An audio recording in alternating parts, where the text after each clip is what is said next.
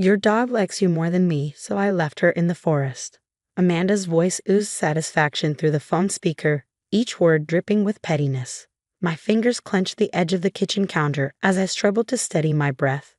My sister-in-law continued, oblivious to, or perhaps reveling in, my horror. At 32, I never imagined I'd be dealing with someone cruel enough to abandon a service dog in the wilderness. But there Amanda was, casually admitting that she'd driven my medical alert dog, Luna, deep into the Cascade Mountains and left her there. She'll probably find her way to some other family, Amanda mused, as if she hadn't just confessed to a crime. One that appreciates her more fairly. I barely heard her. My focus was on my laptop screen, where a small blinking dot moved steadily along a topographical map. Luna, my white German shepherd, trained to detect shifts in my blood sugar, wore a GPS tracking collar. Amanda had always mocked it as paranoid and excessive. You should check the news, I said, my voice deceptively calm as I watched the dot head exactly where I expected, toward the ranger station where my friend Marcus worked. Amanda's smugness wavered. What's that supposed to mean? Nothing, I replied, but you might find tonight's segment particularly educational. I ended the call before she could respond and immediately dialed Marcus. She's about half a mile from you, I told him when he picked up, heading northeast on the main trail. Got it. My team's already out there, Marcus assured me. We've got everything. Park entrance footage, trail cams. Your sister-in-law picked the wrong forest to mess with. Relief fought with lingering anxiety as I hung up. Without Luna, I'd have to check my blood sugar manually, something she usually handled before I even felt symptoms. I grabbed my testing kit, forcing myself to focus. The GPS tracker showed Luna had stopped moving. Zooming in, I saw she was at the creek crossing near the ranger station, waiting, just like she'd been trained. Even after being abandoned, she followed protocol perfectly. My phone buzzed again. Amanda. What did you mean about the news? She snapped. Are you threatening me? I don't make threats, I said. But since you're curious, turn on Channel 8.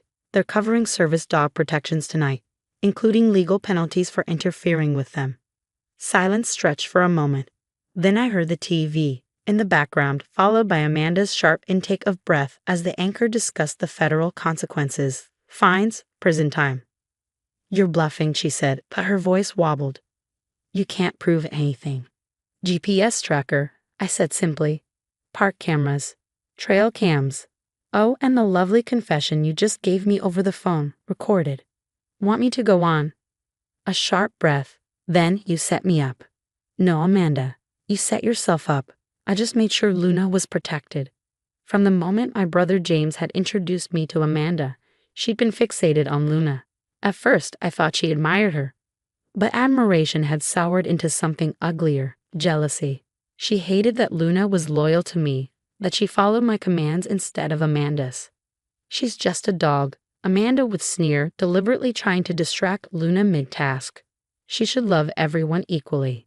But Luna wasn't just a dog. She was my lifeline, trained to keep me safe. And Amanda couldn't stand that. My phone pinged with a message from Marcus. Got her. Luna's safe. Police are taking statements. Need you to come in. Relief flooded through me. I turned back to the call, where Amanda was still rambling about unfairness. The police have Luna. I cut in. I'm heading to the ranger station now to file a report. Want to give them your side of the story, or should I just forward them our conversation?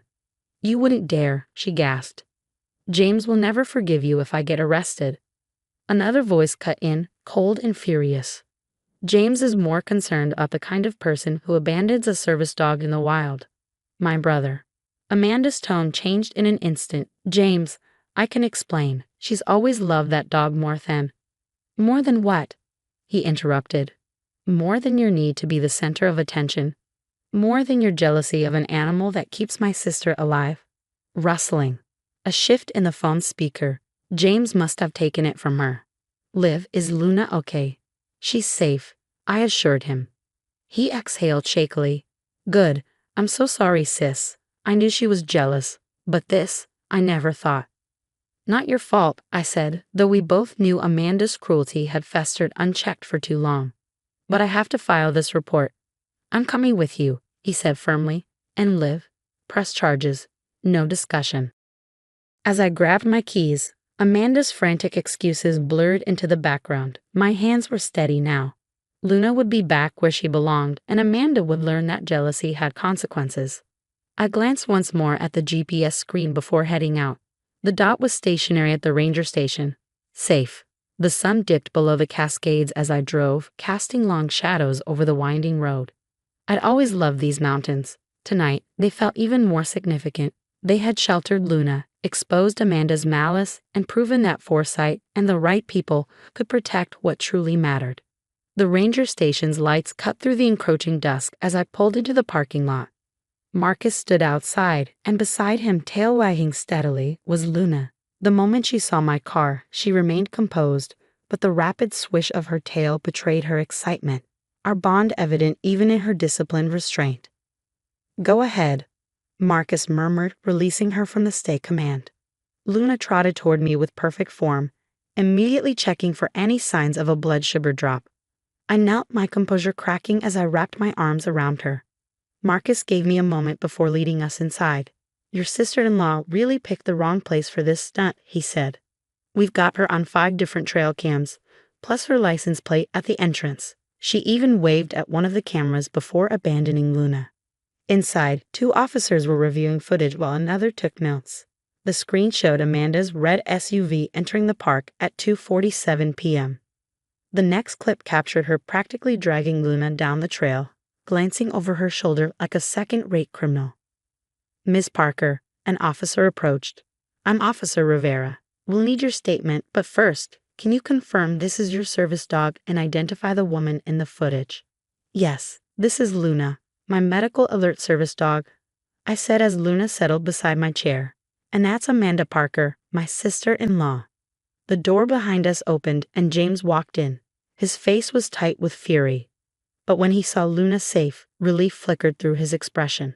"Thank God," he murmured before turning to Rivera. "I'm James Parker, Olivia's brother, and," he exhaled sharply, "Amanda's husband. I want to press charges too." "You can't press charges against your own wife."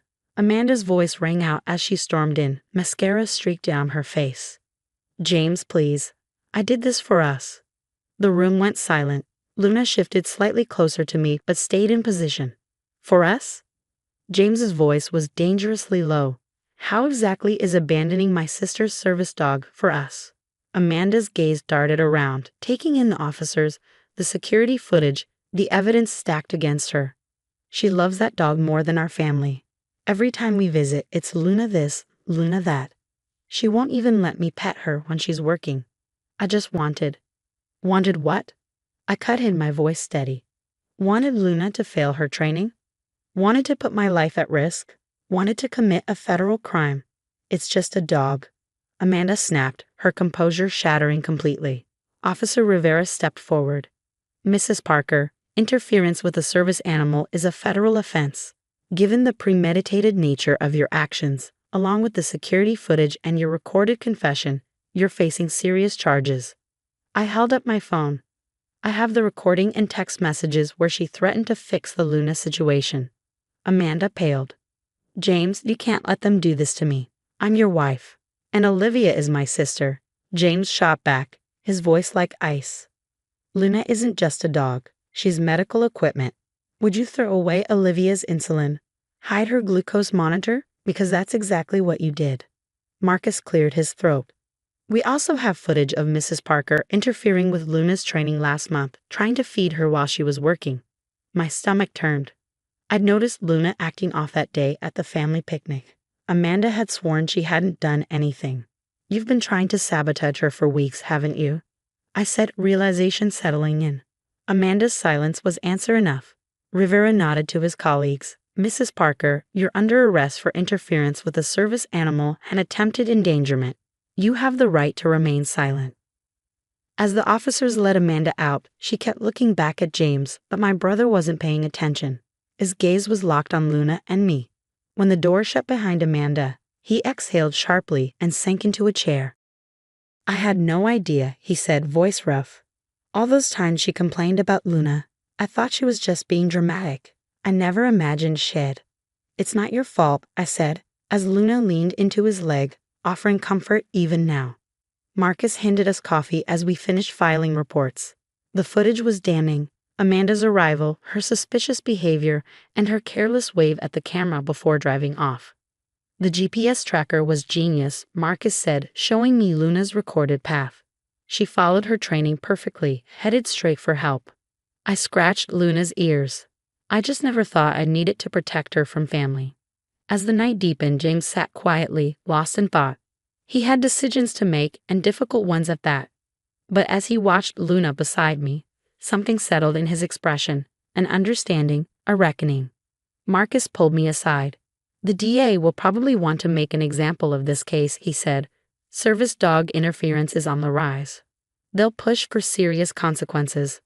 I nodded, glancing at Luna, still vigilant, still faithful. Amanda had tried to sever something unbreakable. But she never understood. Some bonds aren't so easily destroyed. The months following Amanda's arrest were a whirlwind of legal proceedings and strained family dynamics. As Marcus had predicted, the district attorney pursued the case aggressively. The evidence, her premeditated actions caught on trail cameras, the recorded confession, left no room for claims of misunderstanding. I sat in a courtroom, Luna steady at my side, as Amanda's lawyer attempted to soften the narrative. My client simply didn't grasp the vital role of a service animal, he argued. The prosecutor responded by pressing play on Amanda's own words. Her voice filled the room.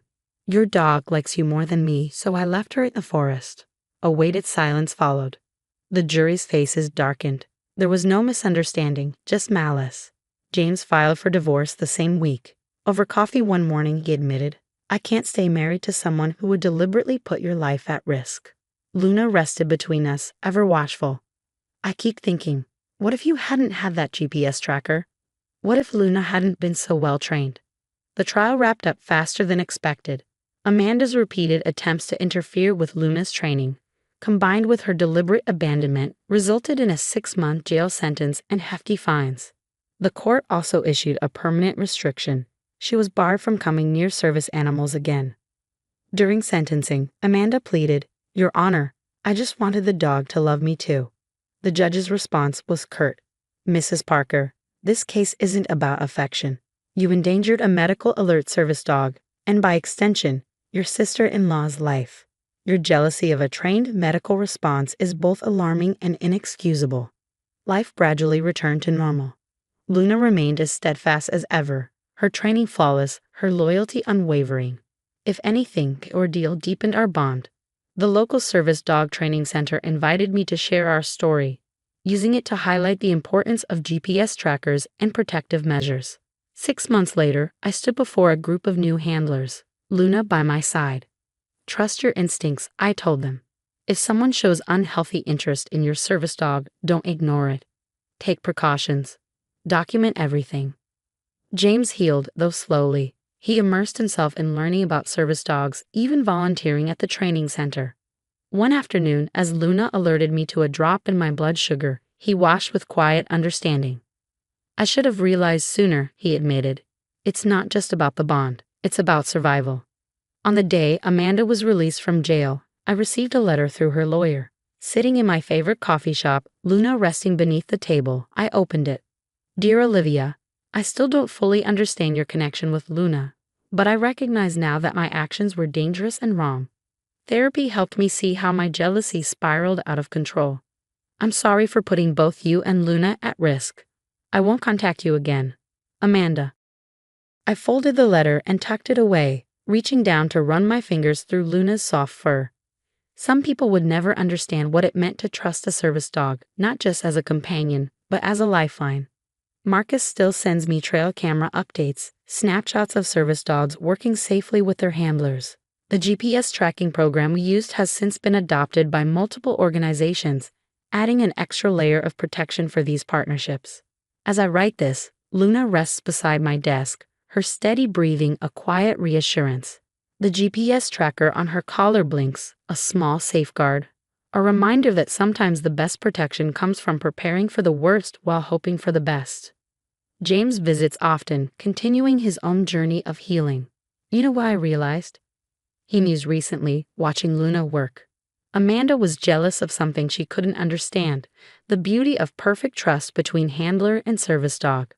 I looked down at Luna, my partner, my protector, my unwavering constant, and smiled. Some bonds don't break, they only grow stronger.